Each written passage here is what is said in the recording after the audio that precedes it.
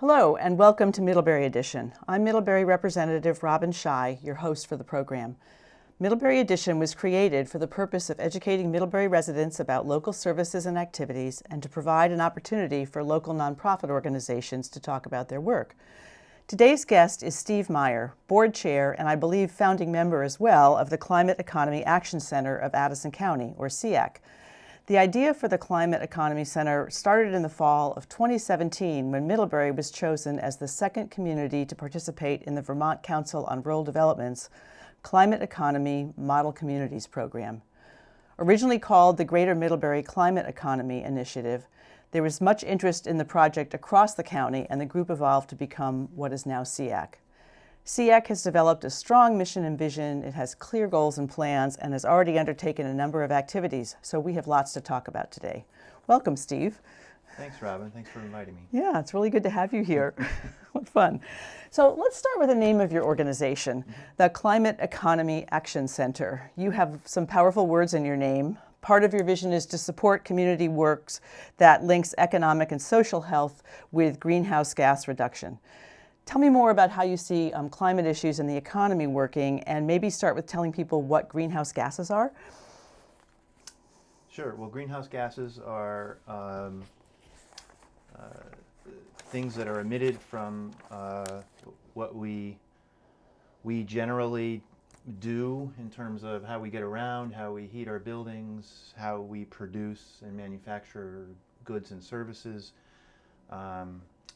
Anytime you burn oil or gasoline or natural gas, you're emitting carbon dioxide into the atmosphere. The carbon dioxide acts as a layer up in the atmosphere which over time warms the planet. And there are other greenhouse gases, and we'll get into a little bit how, because a significant source of greenhouse gases in Addison County is methane from agricultural activities. So there are others other than carbon dioxide, but we often talk about CO2 as being sort of the thing that people are most focused on when they talk about greenhouse gases. CEAC's mission is really a dual mission. We focus on reducing greenhouse gases, but we're also interested in maintaining or moving toward a sustainable, healthy economy.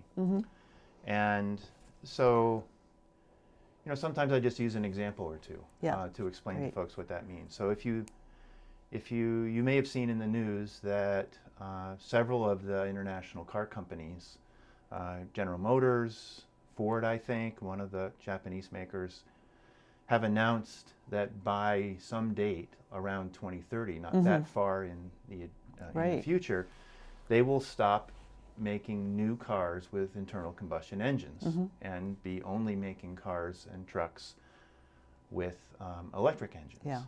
And so then if you try to just think for a minute or two about what that would mean for the economy in Addison County, you'd probably first think about, well, what about all the car dealers?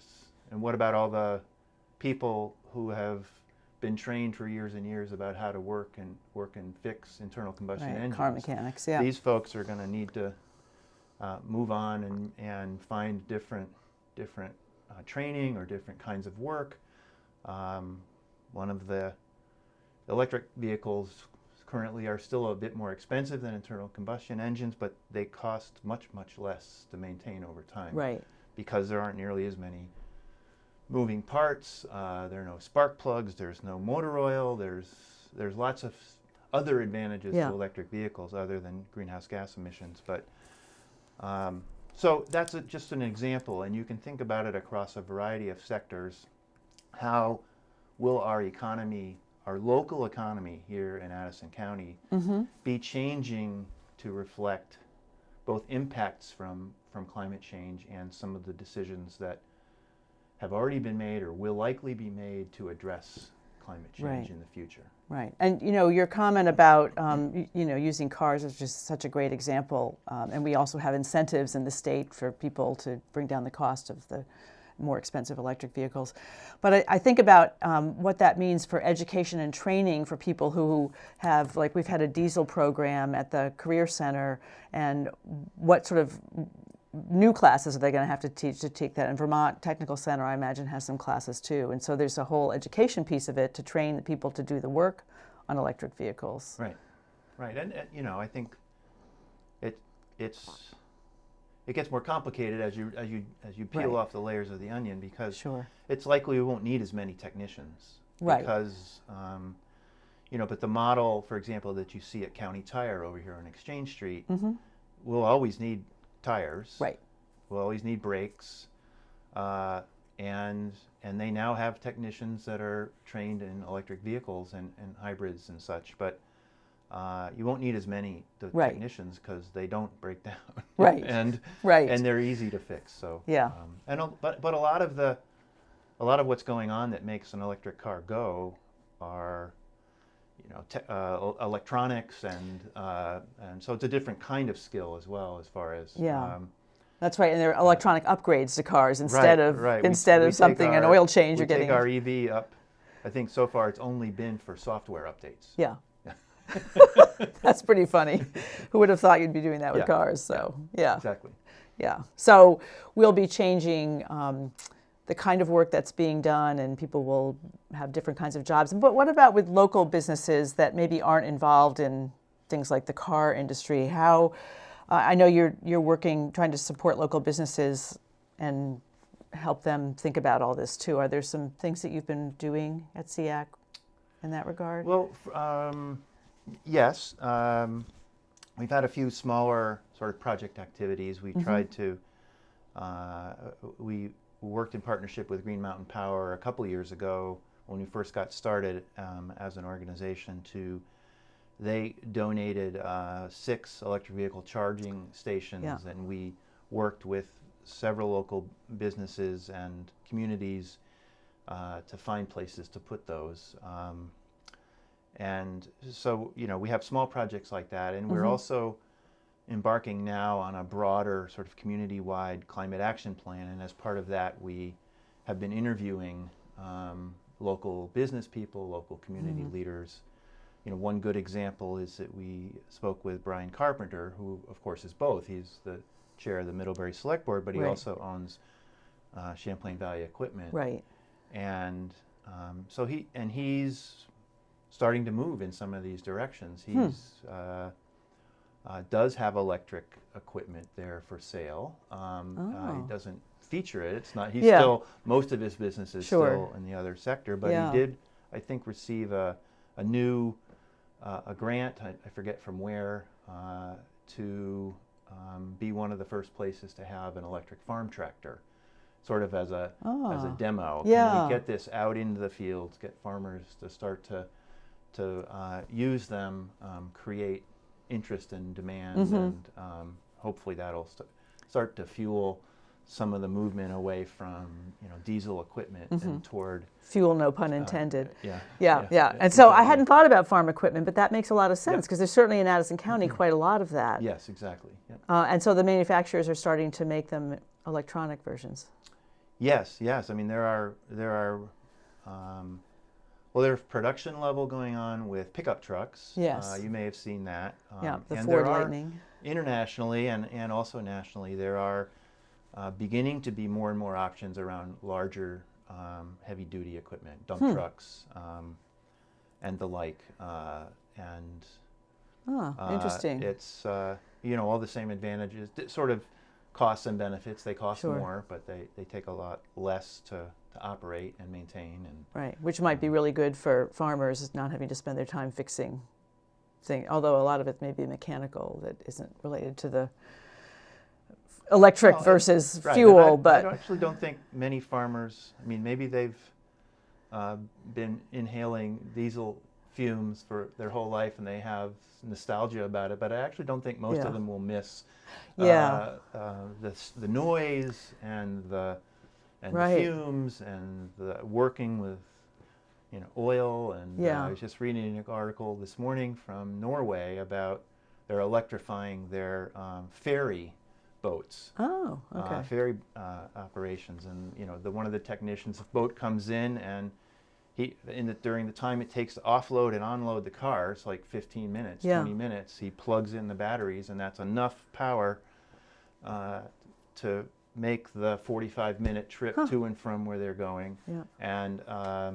And he says, yeah, usually by this time in the morning, I'm up to my elbows in grease and oil. And this, I'm plugging it in, and this is pretty great. Yeah, I can imagine. Yeah. It's a health issue too.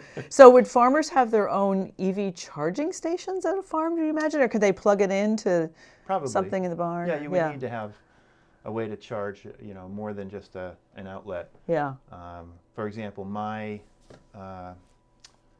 wife and our electric vehicle, it comes with a plug that you can just plug into a regular outlet, but it takes the better part of 2 days to charge it that way. Yeah. So we have what's called a level 2 charger in our garage, which is sort of a medium level. When you're out away from home, you can also, there are more and more, still aren't very many, but they're coming to be more and more level 3 chargers. Right. And there's a lot of work going on to both improve battery life, battery capacity, and how you go about charging your car. There's even, the technology exists, so it's a question of getting it to some scale and implementing it, but the technology already exists. If you can imagine your cell phone, right? We now know, I have no idea how it works, but we have these wireless charger things, right? Right, that's now right. You just stick it right on it, right? Well, the same thing can happen with cars.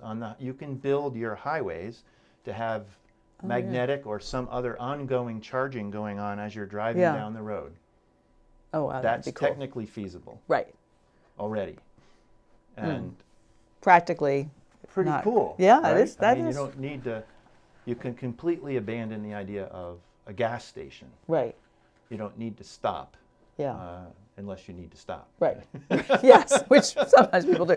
But that's the thing that I hear about, the worry that people have when they think about wanting to buy an electric vehicle, is that there aren't enough charging stations going around, or they're not fast enough, and you sort of plot your route depending on them. So clearly, the country has a long way to go to get this. And I know we've had people in Addison County drive across country and back in their electric vehicle. And goodness knows what kind of route they took to get there, and maybe it wasn't everywhere they wanted to see.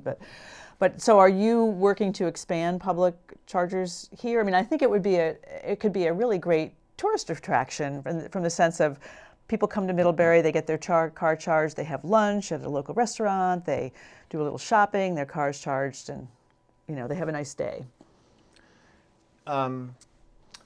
Yes, and then also sort of no. I mean, I think that there are different chargers for different people's needs. And so you're getting to the point now, the first generation of cars would only go maybe 50 to 100 miles on a charge. And you really needed to be able to plug in. If you lived in Cornwall, you might need to plug in Virgins. Depending on what you were doing that day. And you couldn't really make it up to Burlington and back without finding a charger somewhere. Right. Now most of the cars get 2 or 3 times that. And so this weekend, for example, I drove to Scheu and back, no problem at all. Didn't have to worry about finding a charger, and then I just plug into my garage when I get home. Right. And so for most uses now in Vermont, if you're you're traveling 100 miles or less, which is most of the trips in Vermont that you're going to take. Right.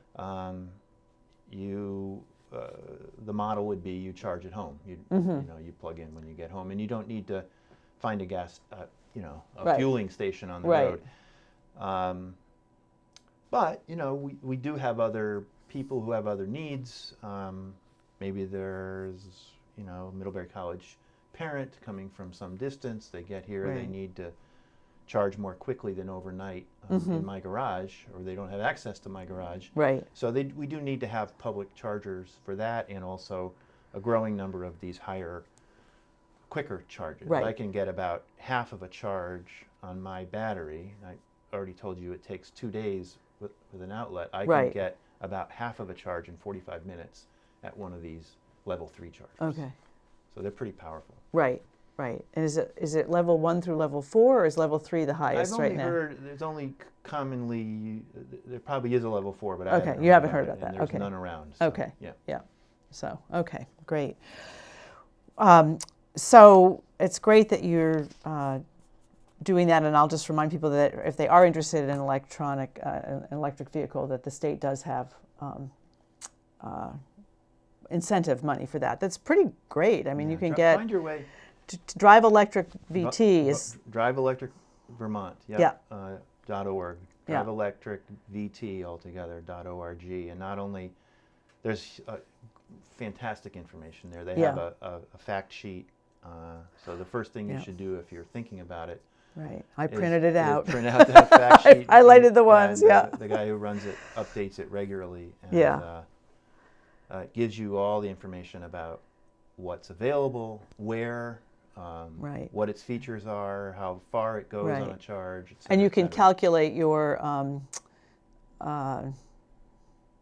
the discount, the incentives too. Yes. So you have a And sense most of of what. the incentives, at most of the dealerships, the incentives are baked into how they present the information to you. You don't Yeah. have to go home and figure out how to apply for it. Right. No, I think they're getting used to yeah. the whole thing, which is great.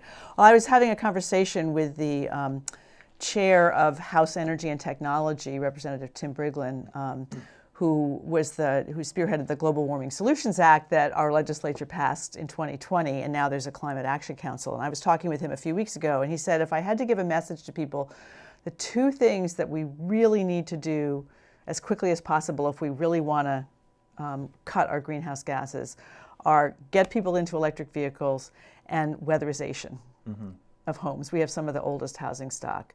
And we've talked a bit about the EVs, but I wonder, is CEACAC doing anything around weatherization at all at this point, or is that other people's jobs and that's not been on your radar? Well, it's definitely on our radar. We don't have any active projects associated with weatherization right now. But it's definitely one of the main parts of our climate strategy that we're developing right now. And so we're in the process of putting together a climate action plan, and we've convened some local folks that are experts in the three areas where we have most of our emissions: agriculture, transportation, and buildings and energy. And so certainly in the buildings and energy group, they're looking very closely at the kinds of actions we could take locally around building envelopes and weatherization, both new construction and older buildings. So that's a really important thing. Our sort of grand strategy, is could be simplified just to two words, which is electrify everything. So I'd go beyond Representative Briglin and say, it's not just getting in your electric. You also want to electrify how we heat and cool our buildings. Yeah. And so we need to be moving. That's the other sort of big part of it, I would say. Yeah. Yes, certainly vehicles and other personal vehicles, but also other equipment like we've talked about. Right. On the transportation side, and heating. Then you're talking heating. about. So heat pumps primarily, but there are other technologies as well.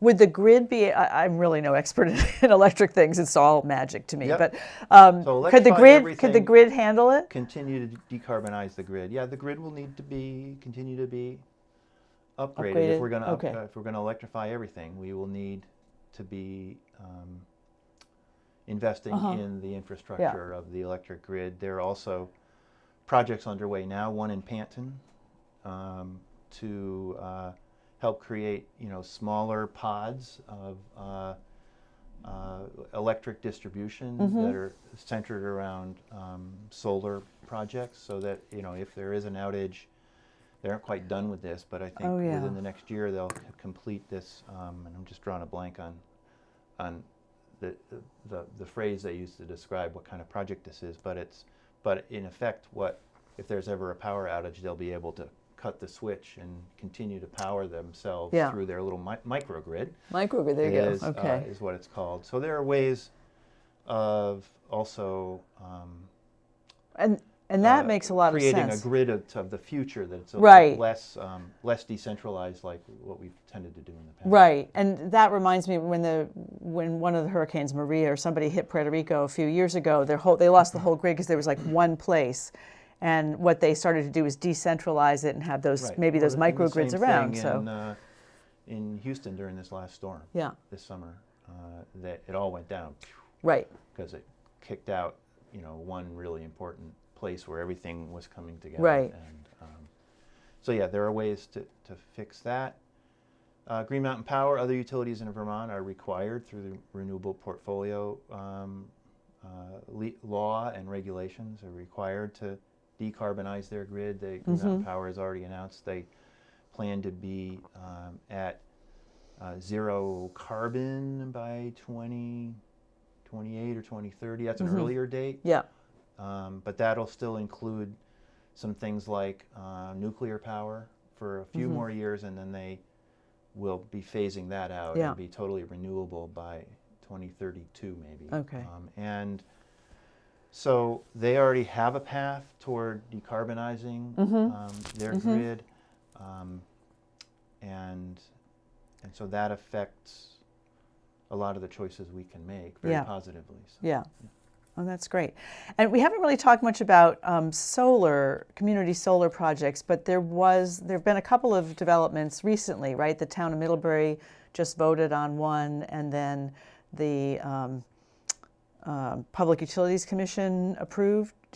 Yes. The Middlebury. So tell us a little bit about those Well, there's projects. another local organization called the Acorn Renewable Energy Right. Co-op that has developed actually 3 now community solar projects in Addison County. The first one was a small one, which is actually located out of sight and out of mind, largely here behind the police station over at the old treatment plant in Right. Middlebury.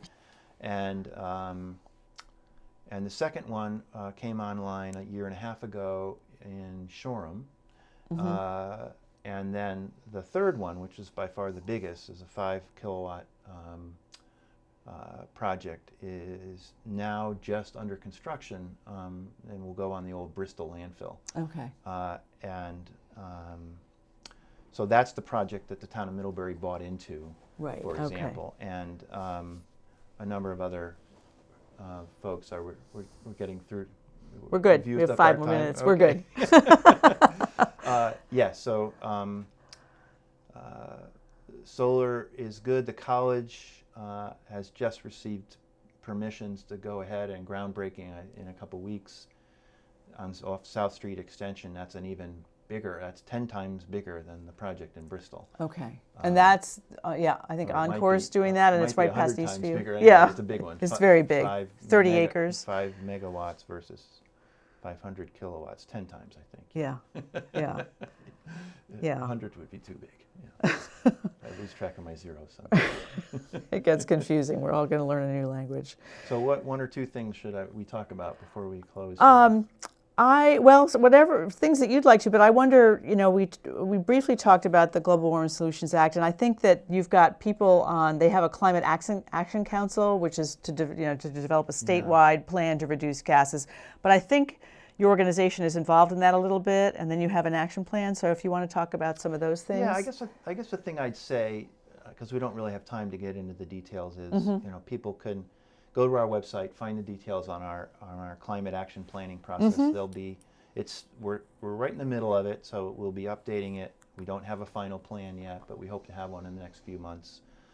But just at a general level, I'd say that there's some really, really important work and discussions and even arguments going on among all the people involved with the state's level climate council, and it's really, really important, and people should tune into that if they aren't already. It's now is the time for people to be involved in that process.